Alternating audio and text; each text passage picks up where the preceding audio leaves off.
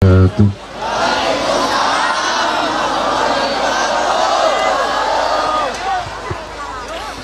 Alhamdulillah alladzi allafa baina qulubil mu'minina fa asbahu bi ni'matihi ikhwana. Wa salatullahi wa salamuhu ala rasulil karim al-mab'uthi rahmatan lil alamin habibina sayyidina Muhammad wa ala alihi al-mutahharin wa ashabihi at-tayyibin wa tabi'ina lahum bi ihsanin ila yaumiddin. Allahumma ya Rabbana alif baina qulubina wahdina ya Rabbana subulas salam wa najjina minadh dhulumati ilan nur. A'inna ya Rabbana ala tathhiri qulubina.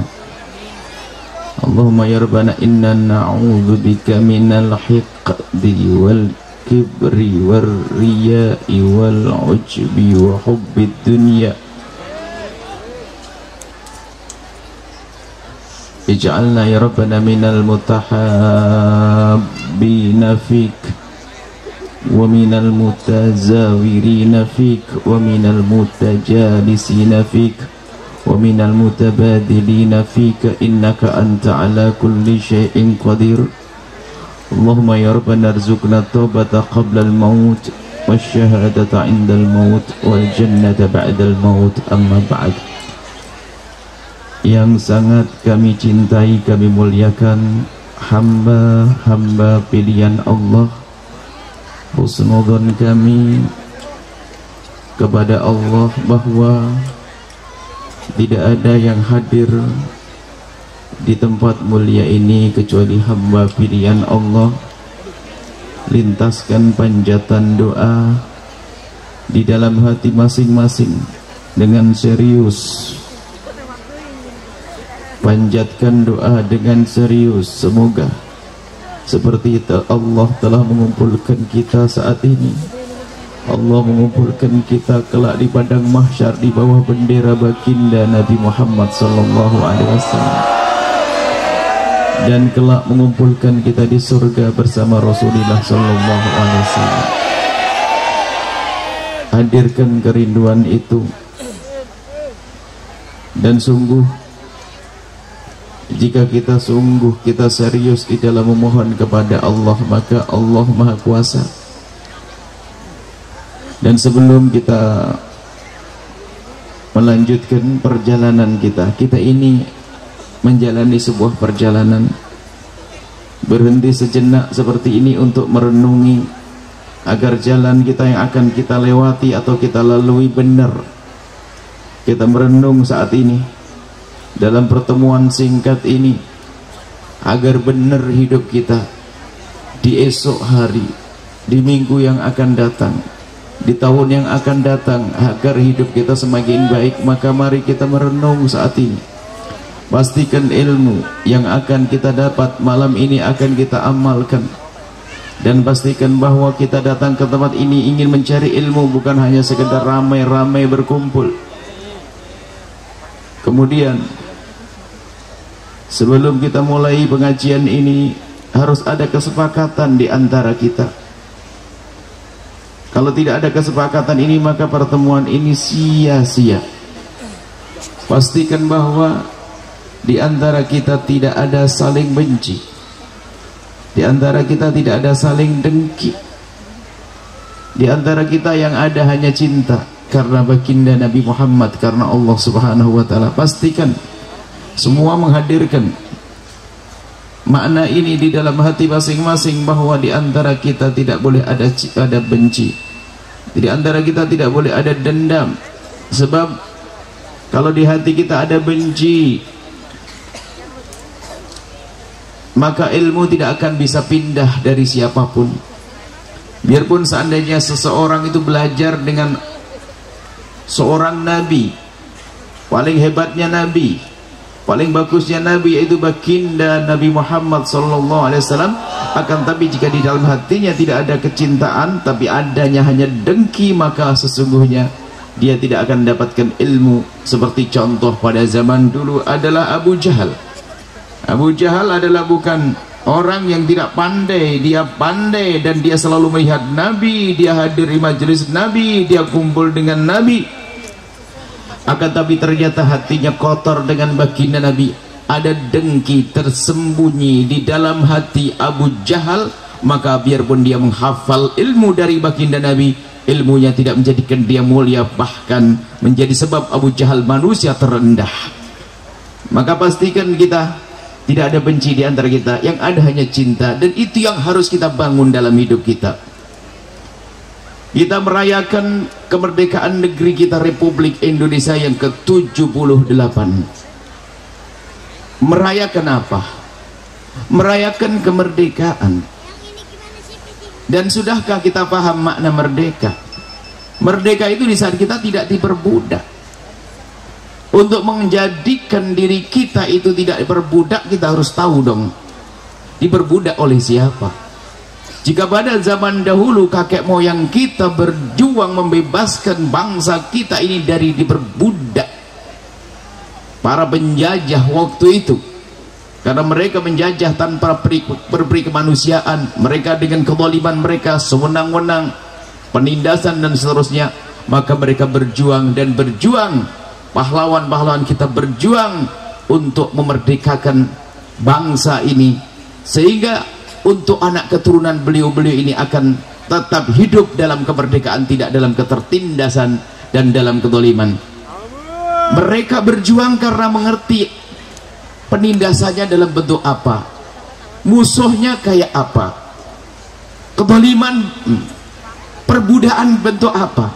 Mereka sadar, makanya berjuang seperti itu. Akan tapi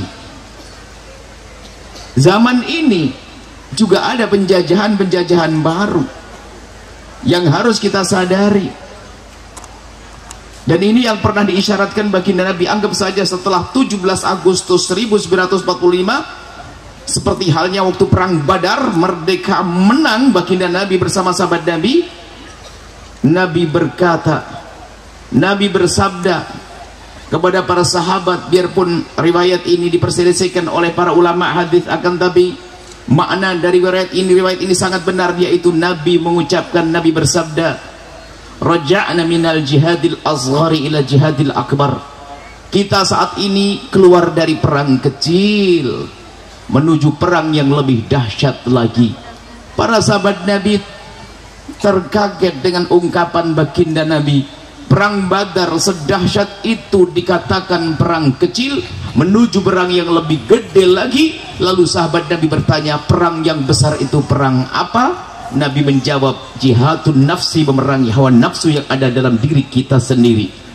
Maka jangan sampai kemerdekaan yang Allah berikan kepada kita sebagai karunia agung, yang seharusnya kita isi dengan syukur kepada Allah, menggunakan kesempatan sebaik-baiknya untuk mendekatkan diri kepada Allah, beribadah dengan tahta kita, beribadah dengan harta kita, beribadah dengan kesehatan kita.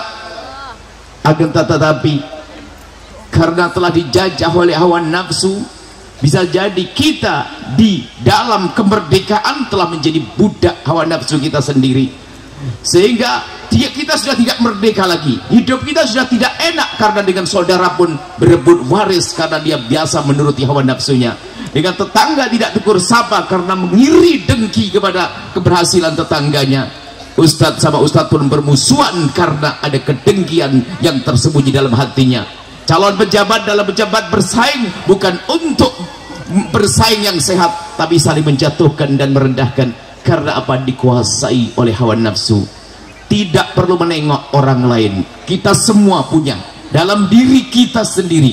Mari kita di majelis mulia ini belajar bagaimana kita menyadari begitu bahayanya hawa nafsu yang ada dalam diri kita.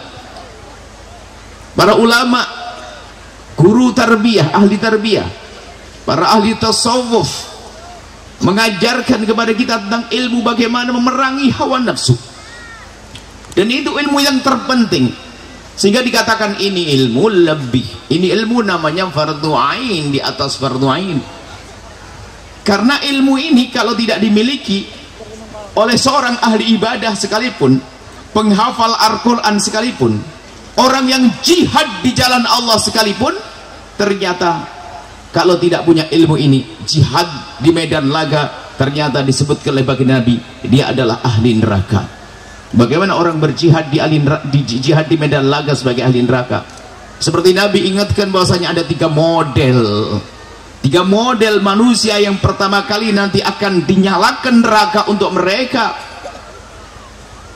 Nabi menyebutkan model-model manusia yang neraka dinyalakan, kobarannya akan membakar mereka. Yang pertama adalah disebutkan orang yang jihad di medan laga, tetapi jihadnya ternyata bukan karena Allah Subhanahu wa ta'ala, hanya ingin disebut sebagai seorang pahlawan, seorang jagoan. Jihadnya bukan karena Allah, hanya pengen disebut bahasanya grupnya ini grup jihad yang hebat, kelompoknya kelompok penyeru kebenaran, kelompoknya kelompok amar ma'ruf nahi mungkar, kelompoknya kelompok memerangi kejahatan.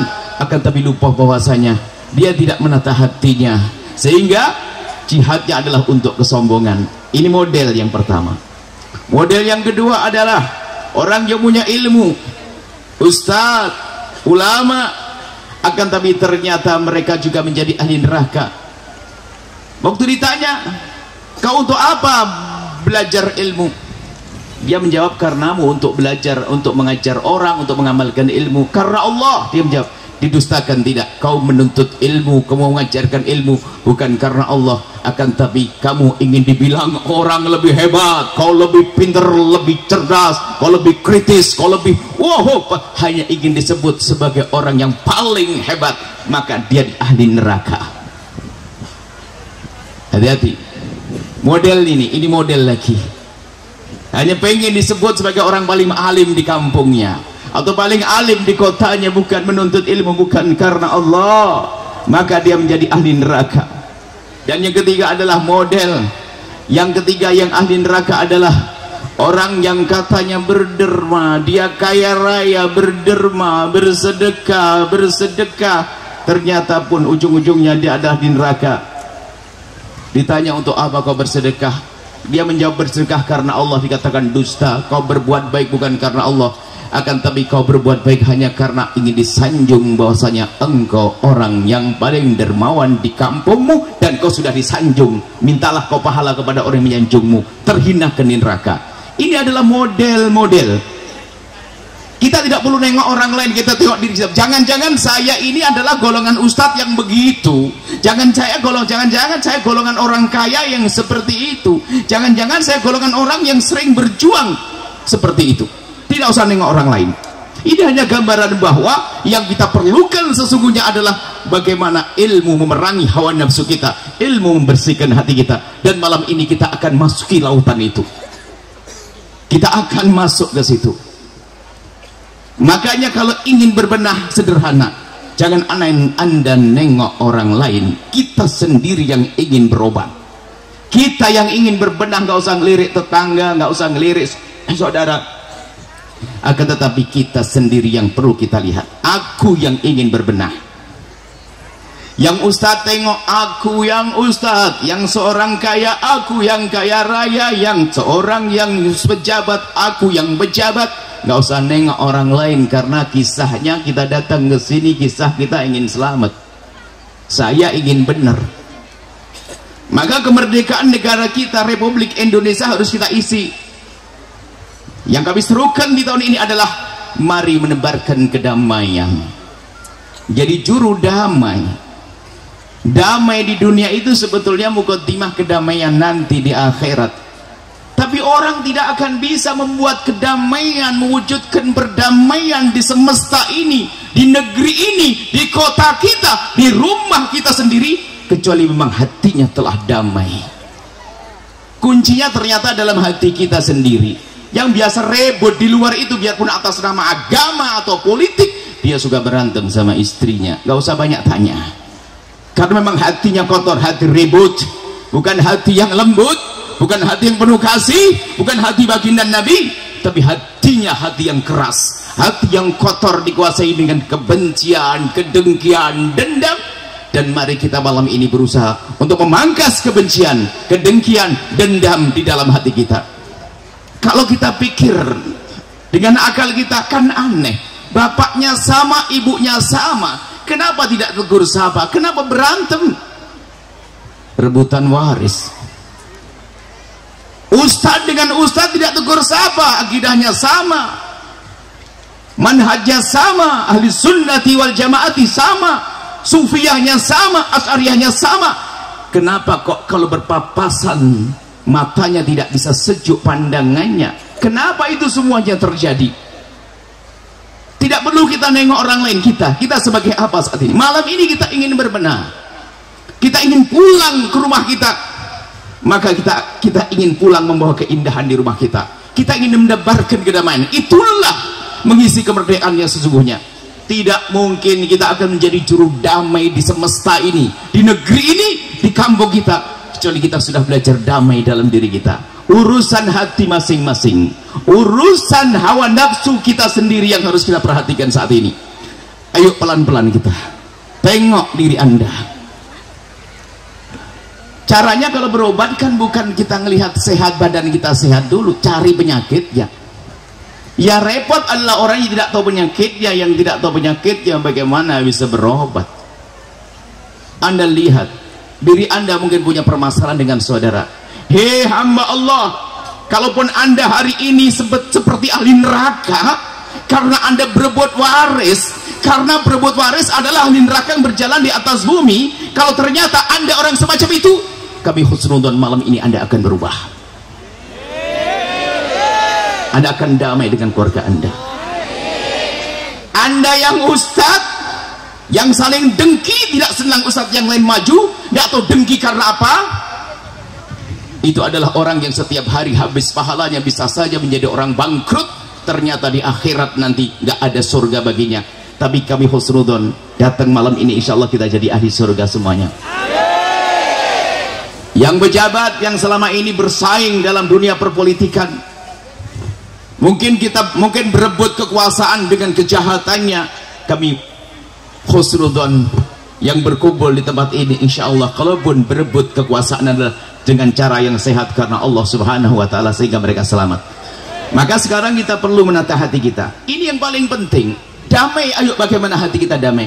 Hati damai itu, lihat indahnya orang yang punya hati damai.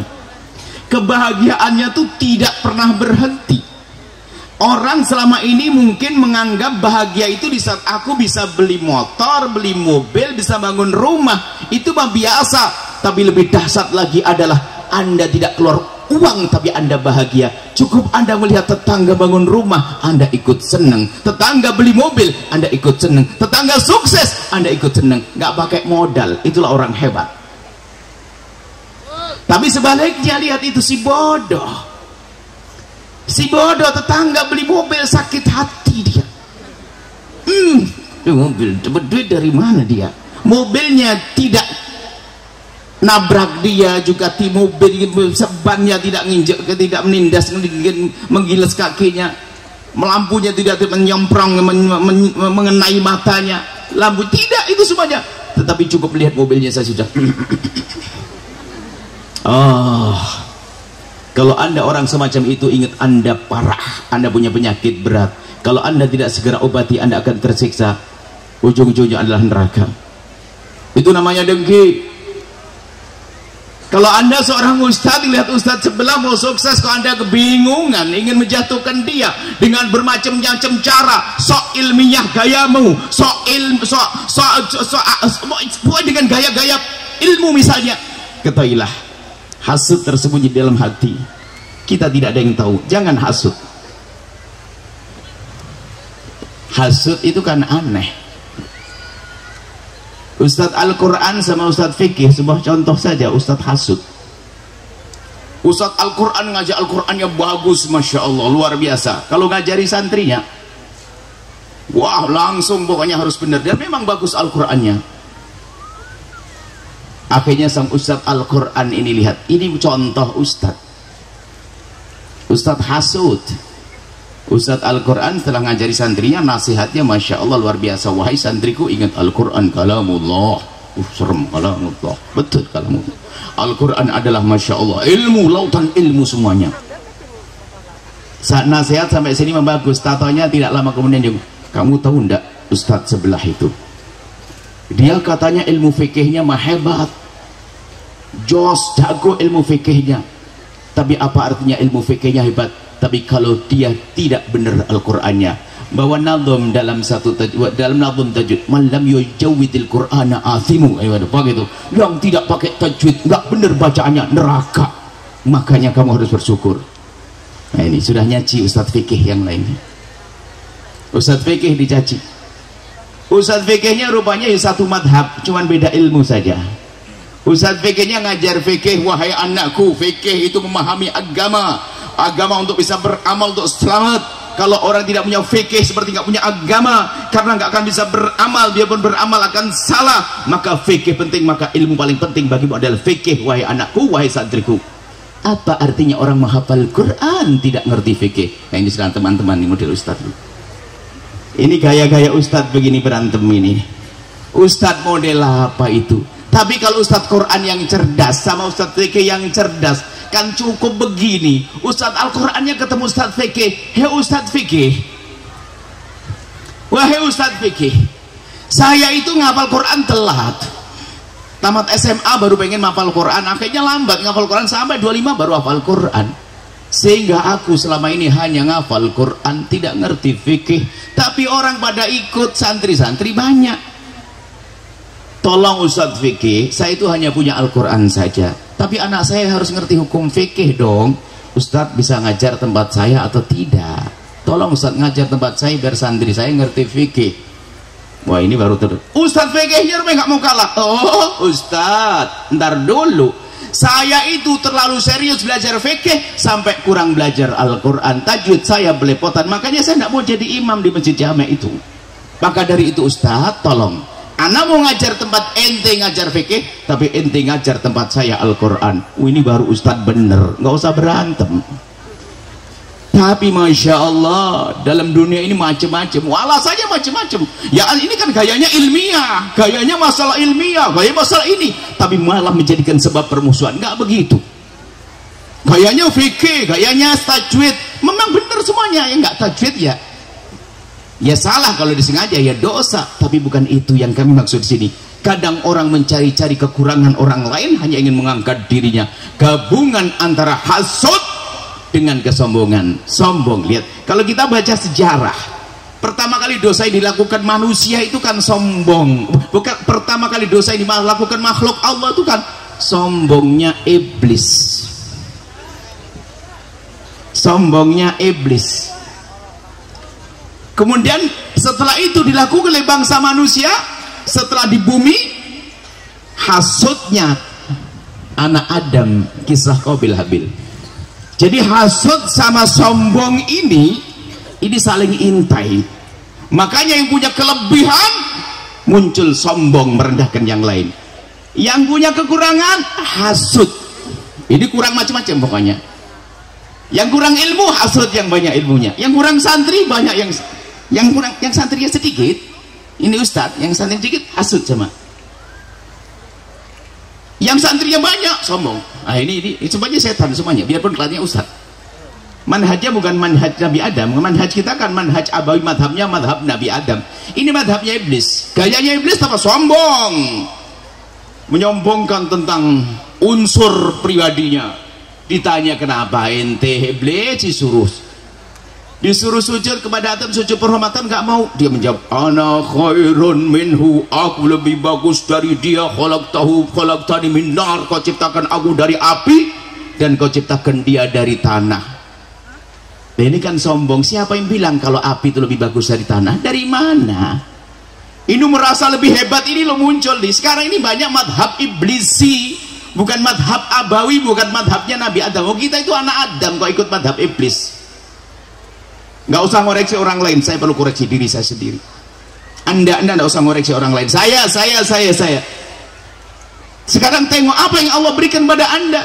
Jangan-jangan gara-gara kelebihan itu sombong. Jadi kalau sombong itu karena kelebihan, di saat nggak punya maka dia menjadi hasud. Yang hasud kan orang fakir karena tetangganya kaya, kan gitu. Dia fakir, nggak punya, atau dia santrinya lama bangun pondok nggak banyak santrinya. Itu ustaz baru kok santrinya banyak, mulai hasud dia. Nah kalau sudah hasud macam-macam sebabnya. Kalau sudah ada penyakit hasud, maka disebutkan hadis Nabi, al hasad itu ya'kulul hasanat kama ta'kulun nar hatab. Kalau sudah ada di hati kita itu hasud, dengki, itu menghabiskan amal. Kenapa kok menghabiskan amal?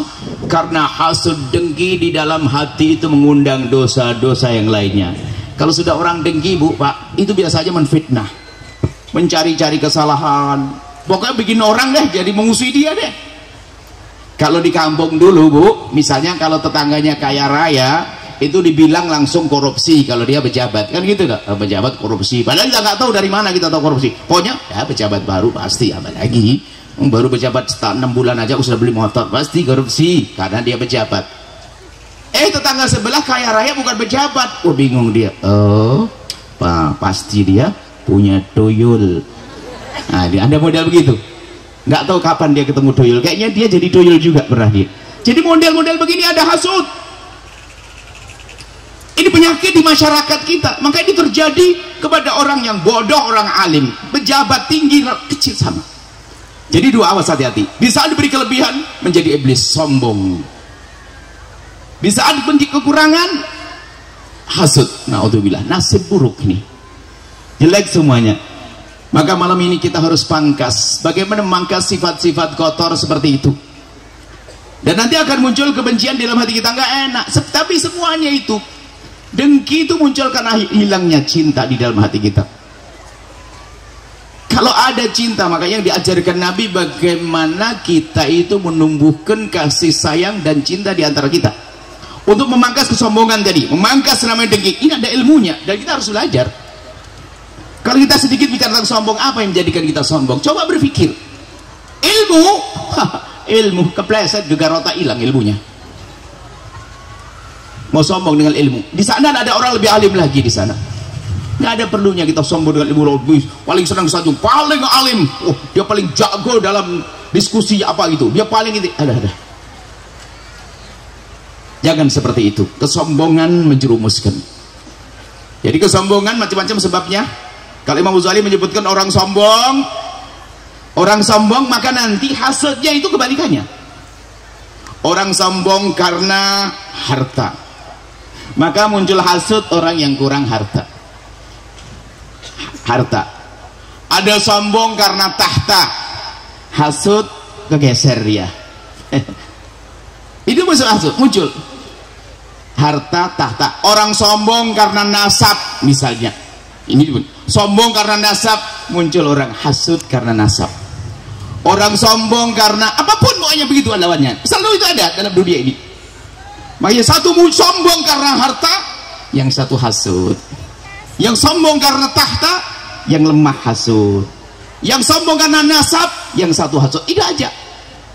Ingat, kalau bicara begini Anda tidak usah bilang, pejabat itu hasud. Tidak usah. Kita tidak mencari orang hasud, tapi kita mencari hasud, dengki di dalam diri kita sendiri. Waktu sangat terbatas, maka kita langsung tutup poin saja. Bagaimana kita memangkas penyakit itu? Pertama harus kita sadar bahwa kita rindu akhirat, kita ingin selamat di akhirat, ya Allah. Kita ingin di sorga nanti, sudah jangan biarkan penyakit hasud. Kalau saya gambarkan mungkin dari dunia dakwah dulu deh, sebab Imam Ghazali mengisyaratkanlah hasada ka hasadil ulama. Hasud yang paling serem itu justru hasudnya para ustadz. Hasud paling serem. Saya tidak bicara yang lainnya karena saya atas nama ustadz kayaknya begitu. Sebetulnya saya bukan ustadz ini ya, saya ngiru gaya ustadz gitu. Hasad asalullah, hasad. Jadi coba begini loh, kalau kita berpikir sehat, ustadz itu kan punya tugas, bebannya ummah, membawa umat, membimbing umat. Kalau seandainya pundak saya 1000 orang, berat. Kemudian ada satu sahabat datang, Yahya mau saya ambil 500 bagaimana? Mestinya kalau saya cerdas ya ringan, alhamdulillah beban saya dikurangi. Tapi kenapa saya marah? Hasud. Aneh orang hasud itu. Orang dengki itu aneh. Pertama hilangnya benci tadi, hilangnya cinta. Hasud itu muncul menjadi kebencian dari hasud lah, hasad. Hasud mencari hasidin. Kita hasad, penghasut itu harus udut merem kan, pokoknya hasut serem. Menfitnah juga masya Allah menjadikan sebab neraka. Ya, menfitnah, menggunjing, menfitnah. Ya, membicarakan kejelekannya. Ini beda lagi. Membicarakan kejelekan, cari-cari kejelekannya. Mencari-cari kejelekan. Coba, kalau muncul hasut hari ini, muncul hasut apapun, pejabat, sama pejabat. Kalau hasut, mencari kejelekan. Ulama dengan ulama mencari kejelekan, habis. Sementara mencari kejelekan bentuk dosa, man tatabba'a aurata akhi tatabba Allah auratah. Kalau orang mencari-cari kejelekan orang, maka Allah akan bongkar, maka Allah akan juga bongkar, makanya akan dibongkar. Wa yafdahu walau fi wasti baitihi. Dalam riwayat disebutkan bahwa Rasul bahasanya orang yang mencari-cari kesalahan orang, lihat Allah akan juga bongkar dan akan dipermalukan biarpun di rumahnya sendiri.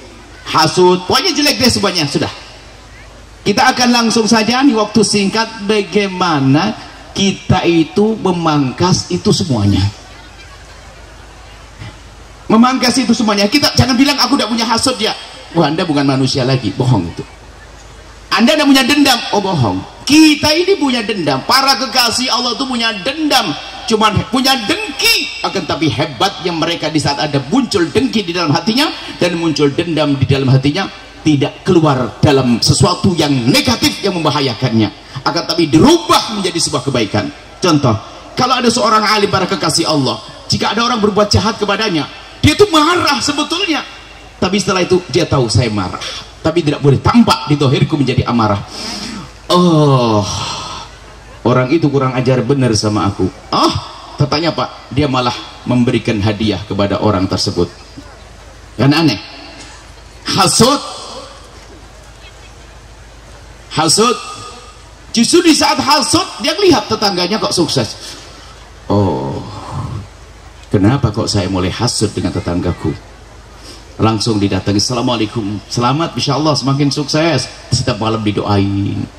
Sudahlah, kalau parkirnya, kalau pelanggan kurang parkir tempat saya, diberangi. Hasud di dalam hati ya sebetulnya semula, tapi malah muncul kebaikan. Itu hebatnya mereka. Jangan berkata aku tidak punya hasud, bohong. Justru kelebihan kita sebagai manusia, ada hawa nafsu yang kita perangi, naik pangkat kita. Kita bukan malaikat. Kita bukan malaikat. Anda punya hasud, Anda punya dengki. Cari itu dengki dalam diri Anda. Dengki dengan siapa? Hasud dengan siapa? Dendam kepada siapa? Cari itu, kemudian obati dengan itu juga.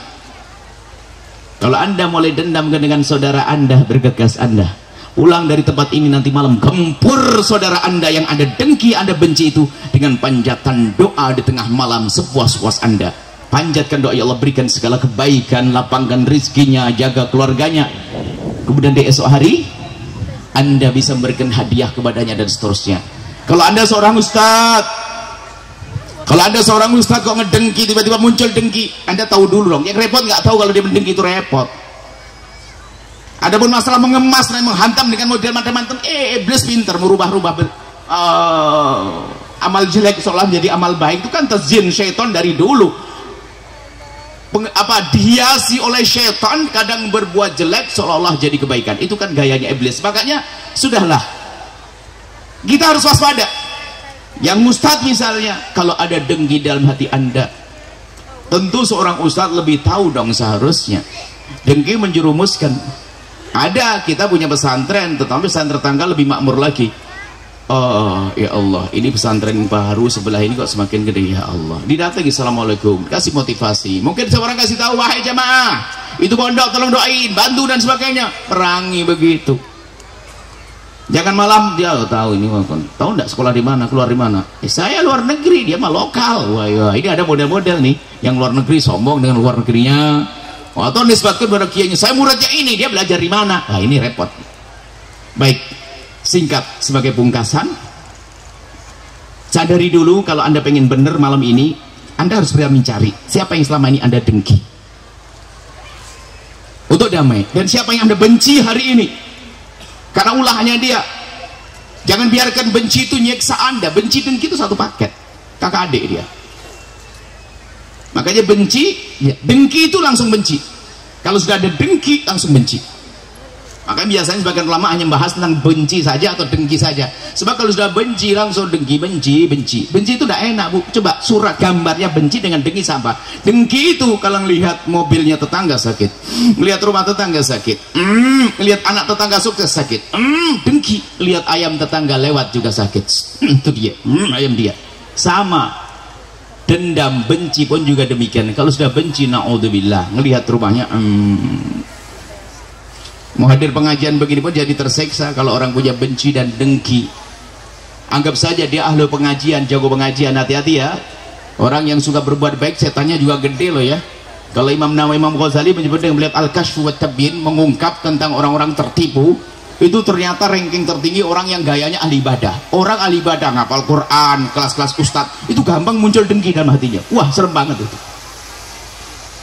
Coba saja kita punya gambaran dulu dah, biar nanti cara memangkasnya itu serius. Kalau Anda punya benci, dengki, dendam, itu satu paket di dalam hati. Contoh aja, satu orang menghadiri pengajian, ada seorang ibu yang sangat kelihatannya masya Allah ibadah baik, dengar berita ada pengajian, dan pengajian ini pengajian ustadz yang sangat dicintainya. Tak taunya dia telat, karena telat nggak dapat tempat, berdiri nggak kuat, duduk di tanah, bingung dia, oh toleh sana toleh sini. Tak tahu yang lihat di depan masih ada tempat kosong. Alhamdulillah, langsung dia bergegas duduk depan. Senengnya dia. Kenapa? Duduk di paling depan. Bukan ibu, maksudnya pun tidak usah tersinggung ini. Ini cerita. Duduk di paling depan sampai bisa ngelihat ustadznya.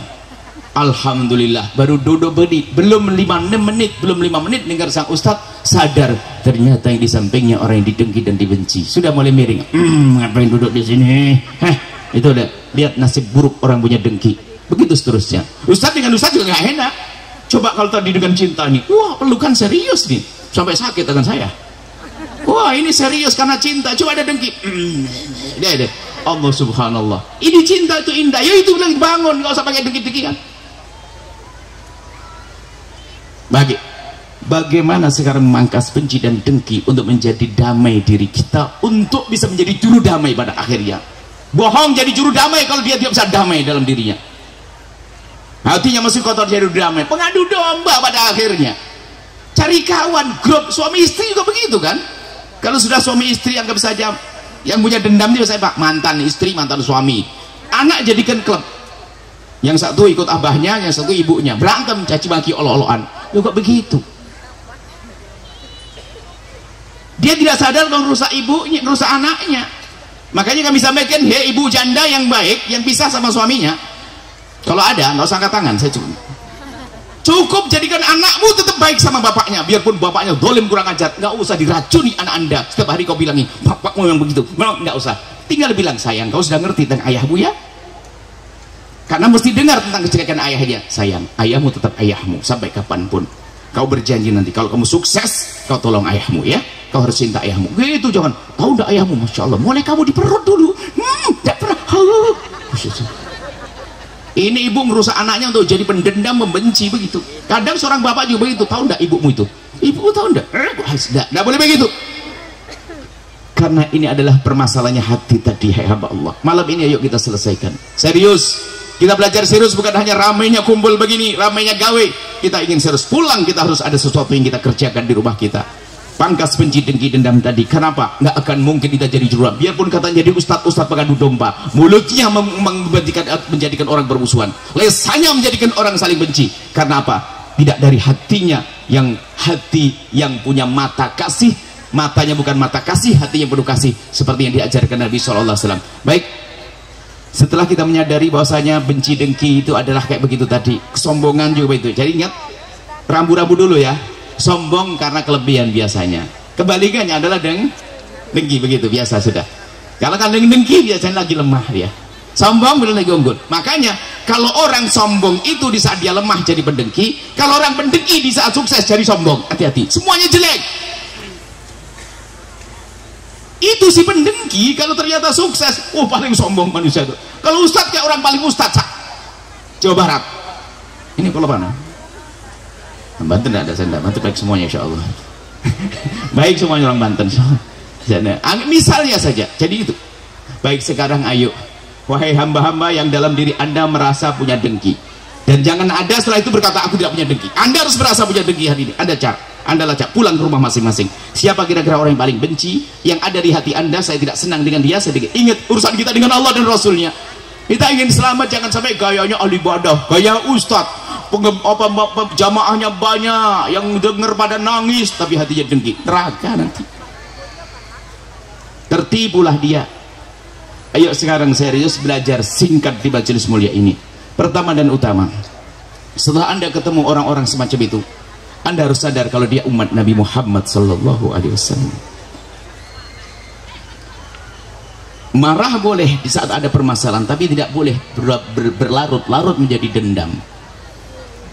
Kalau tidak marah bukan manusia. Ada marah, tapi marah kita tidak boleh marah yang salah. Orang bertakwa di surga bukan orang yang tidak punya kesalahan kan? Bahkan disebutkan adalah salah satu cirinya ahli surga orang bertakwa, wasari'u ila maghfiratin min rabbikum wa jannatin 'arduha as-samawati wal ardu 'iddat lil muttaqin. Bergegaslah kalian menuju pengampunan Allah dan surga yang disiapkan untuk orang bertakwa. Orang bertakwa modelnya apa diantaranya? Wal kadhiminal ghaidha. Orang yang bisa menahan amarah, bisa diganggu sama orang. Wal 'afina 'anil nasi, tidak cukup sampai dia menahan agar tidak marah, akan tapi bergegas amarahnya dirubah menjadi maaf. Setelah memaafkan belum cukup, karena bisa saja maaf ini masih menyisakan kekotoran. Lalu setelah memaafkan, wallahu yuhibbul muhsinin, Allah senang dengan orang berbuat baik. Lihat, ini cirinya ahli surga, dijahatin malah memberikan kebaikan.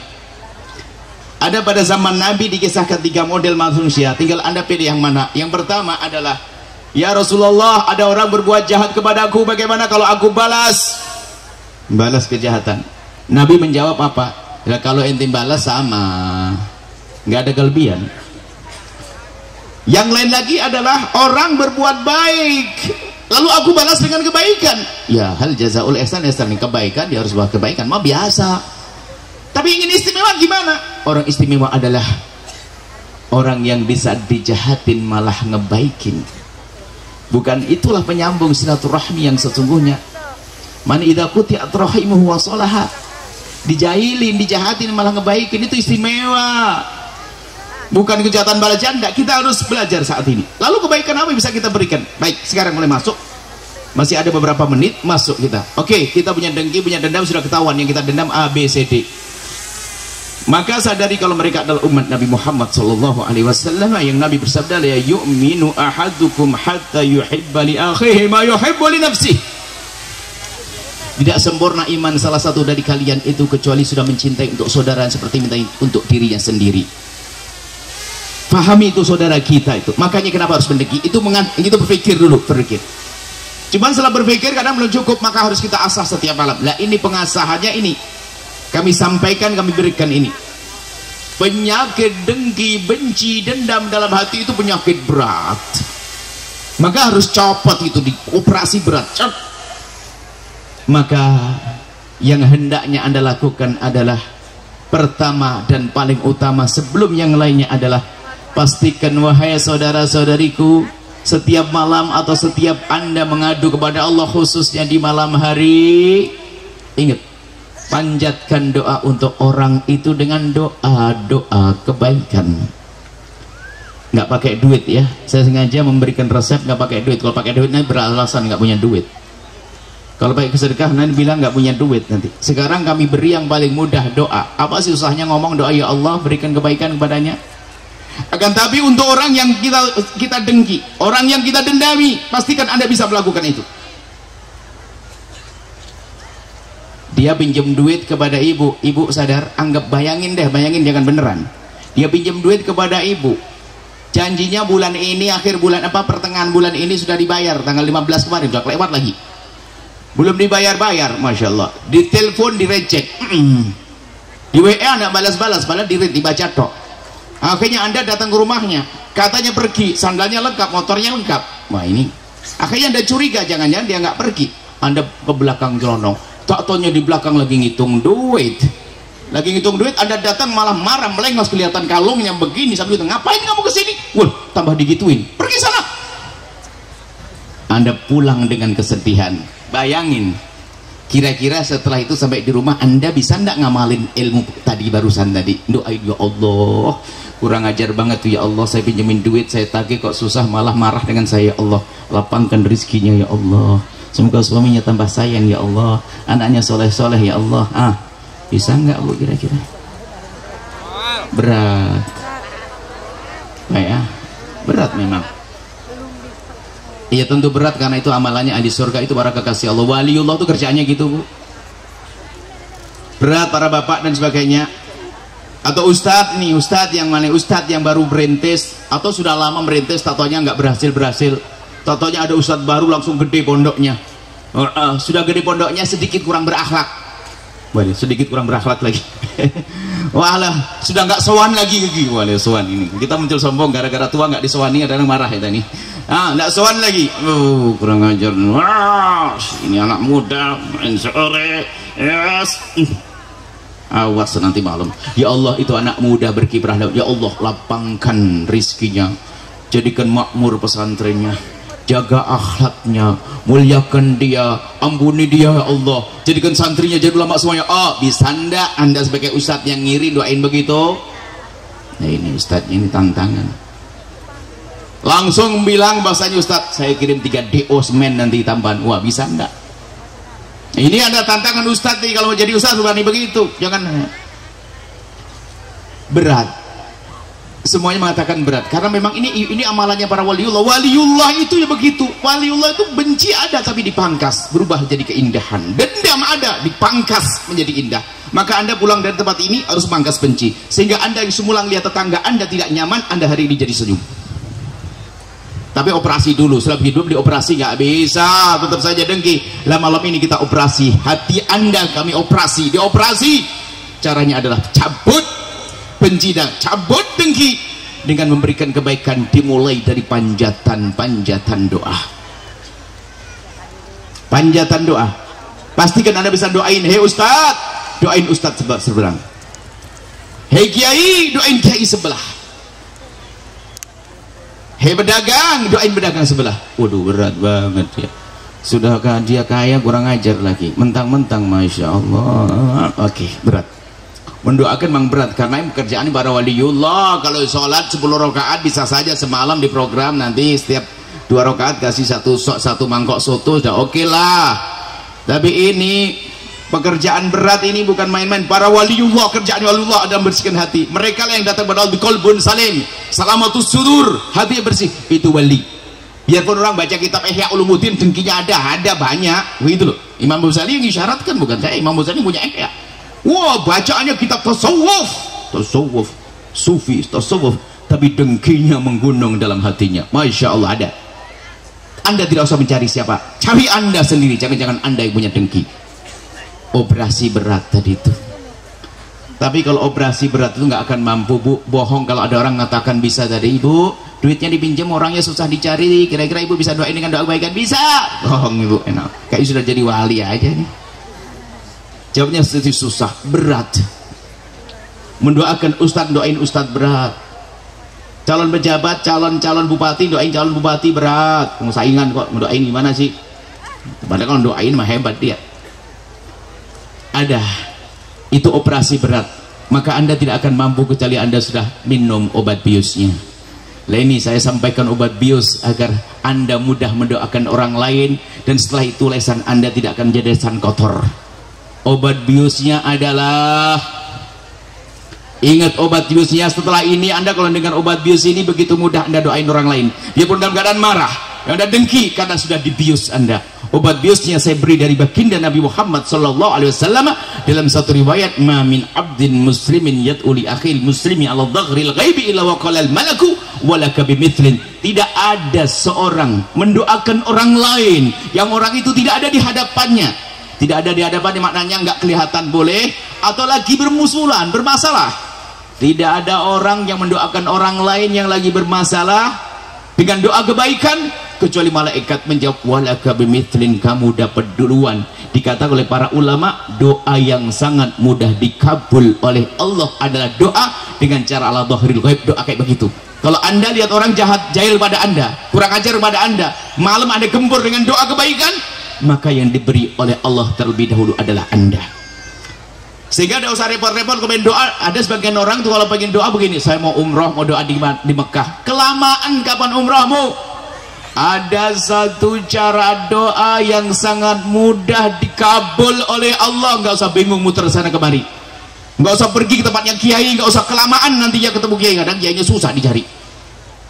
Ada cara doa yang sangat mudah dikabul oleh Allah, dan Nabi yang menyebutkan, Nabi tidak pernah bohong.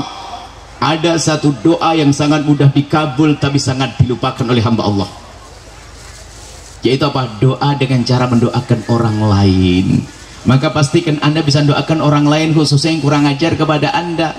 Di saat anda bisa melatih terus, anda biasakan dengan mendoakan orang lain tersebut, maka Allah akan kabul untuk anda yang pertama. Yang kedua, perlahan demi perlahan dengki yang bersembunyi di hati anda akan terkikis habis. Anda panggas setiap saat. Ini resep Nabi Muhammad, itu obat biosnya. Insya Allah setelah ini anda pulang sudah mulai bisa ya. Anda boleh coba nanti ingat, anda hajatnya apa? Pengen rezeki banyak, doain ya Allah rezeki. Kalau anda minta ya Allah berikan padaku rezeki, anda banyak, mungkin kita, bukan mungkin, kita banyak salah kayaknya, wah doa itu gampang ketolak. Tapi di saat kita mendoakan orang yang bermasalah dengan kita, orang yang lagi kita dengki, ya Allah semoga rezekinya semakin banyak, maka Allah akan kabul untuk kita, dan perlahan demi perlahan hati kita semakin bersih. Siap mendoain?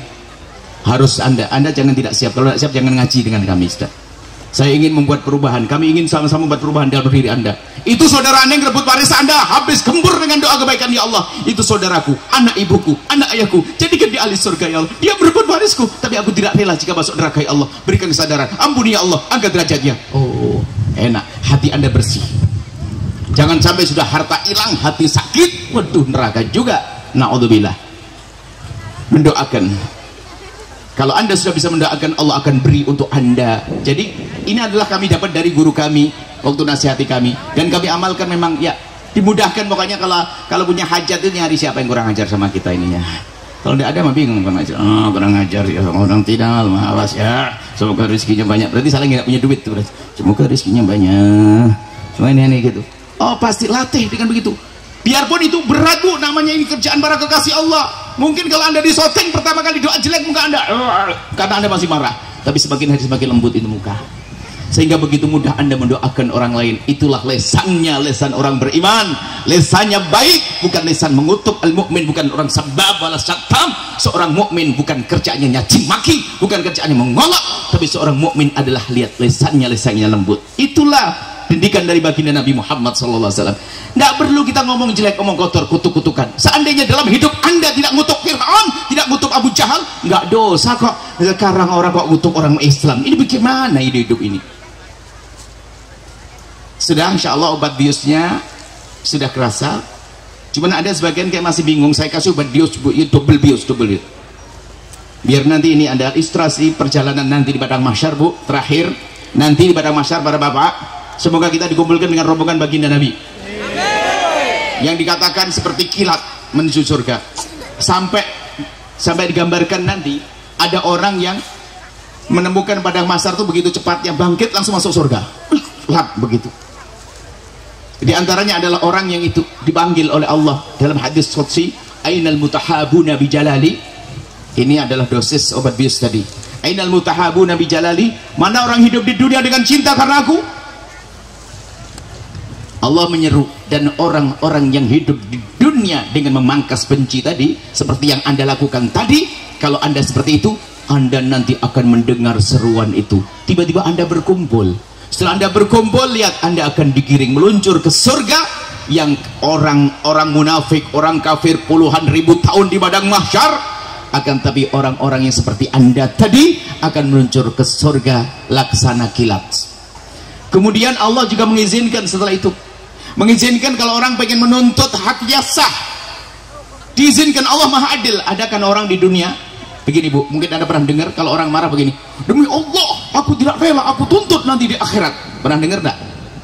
Kalau anda pernah dengar, batal jadi menantu bu. Serem punya menantu kayak itu, batal jadi besan. Jangan punya menantu kayak begitu. jangan punya besan kayak begitu, jangan punya mertua kayak begitu.